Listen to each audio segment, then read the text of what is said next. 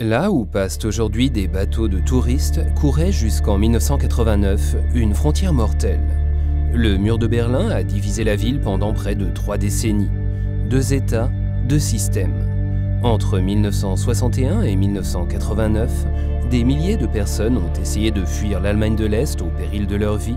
Des centaines ont été tuées. Peter Bartsch, lui, est arrêté une première fois alors qu'il tente de s'enfuir avec un ami. J'ai nié en bloc, bien sûr, mais mon copain a dit « Oui, peut-être bien que nous voulions partir ».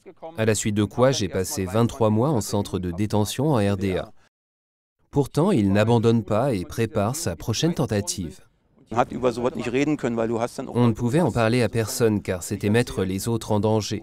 Même à tes proches, tu n'en parlais pas car si on les arrêtait, ils pouvaient être condamnés pour ne pas t'avoir dénoncé. Il fallait donc la fermer. À sa 3e tentative, il parvient finalement à s'enfuir avec sa compagne en traversant la frontière à la nage. Aujourd'hui, Peter Bartsch guide les touristes à travers la ville. Les témoins tels que lui donnent une dimension plus concrète à l'histoire. C'est incroyable. J'ai grandi à Berlin, mais il y a toujours des choses à découvrir. Le témoignage du guide m'a beaucoup apporté. Être sur les lieux et entendre son histoire permet de comprendre vraiment ce qui s'est passé.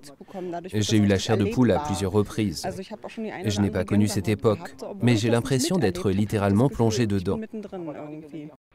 Vivre Berlin. C'est l'idée derrière ces visites guidées à travers la ville à l'occasion du 25e anniversaire de la chute du mur.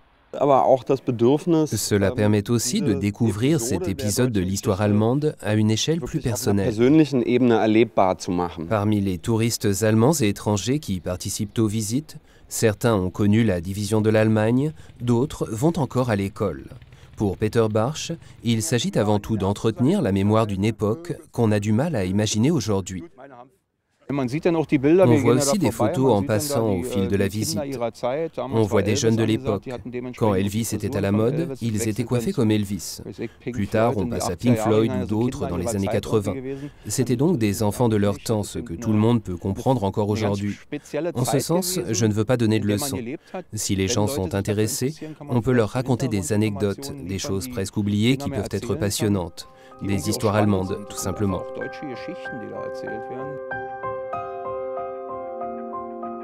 Le long de l'ancienne frontière, Peter Bartsch emmène les touristes sur les traces de l'histoire allemande. Une histoire mouvementée que ses propres souvenirs viennent enrichir et raviver.